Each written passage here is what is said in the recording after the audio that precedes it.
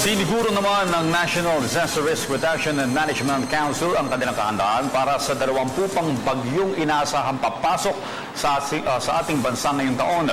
Ayon sa NDRRMC, sa katunayan patuloy ang mga sinasagawang nilang pulong upang pag-usapan ang ilulunsad na Unified Emergency Hotline o 911. May report si Eunice Samonte.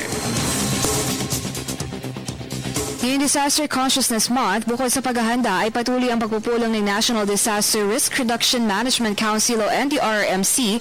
Ayon sa NDRRMC, hindi bababa sa 20 ang inaasahan nating bagyo bago matapos ang taon. Kaya naman bago pa man pumasok ang tag-ulan ay nagsagawa na ng Pre-Disaster Risk Assessment at Operation Listo sa bawat barangay ang NDRRMC. Pre-positioned na tayo ng mga tinatawag natin food packs. Pero bukod sa food packs, meron tayong non-food items na hinanda na rin sa ating mga lokal ng pamahalaan. Yung ating Operation Listo na nilagak na ating Department of the Interior and Local Government. Payo ni Ms. Mina, mag-ingat ngayon sa paglusong sa baha at pagguho ng mga lupa. Matatandaan sa kasagsagan ng Bagyong Butchoy, isa ang naitalampatay at 2 naman ang injured at kasalukuyan nagpapagaling. Ayon sa kanilang tala, nitong nakaraang taon, ang mga karaniwang kinamamatay at kinasusugat ng mga residente ay ang pagbagsak ng mga kahoy at sanga, kaya naman payo niya ay putulin na ang mga malalaking sanga na maaaring maging sanhipan ng aksidente.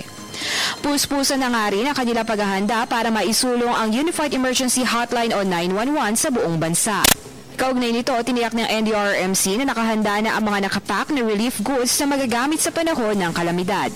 Bukas inaasahan rin ang pagpupulong ng NDRRMC kasama ang ilang lokal na ahensya ng pamahalaan. Kailangan kung centralize ang calling natin, paano natin ibababa yung komunikasyon na yun para agaran yung tulong na ibibigay natin sa ating mga kababayan at saka yung kapasidad nila to respond quickly. Ito po si Eunice Samonte para sa PTV News. Ako po si Cathy San Gabriel. Subscribe na sa PTV YouTube channel. I-click lang po ang subscribe button.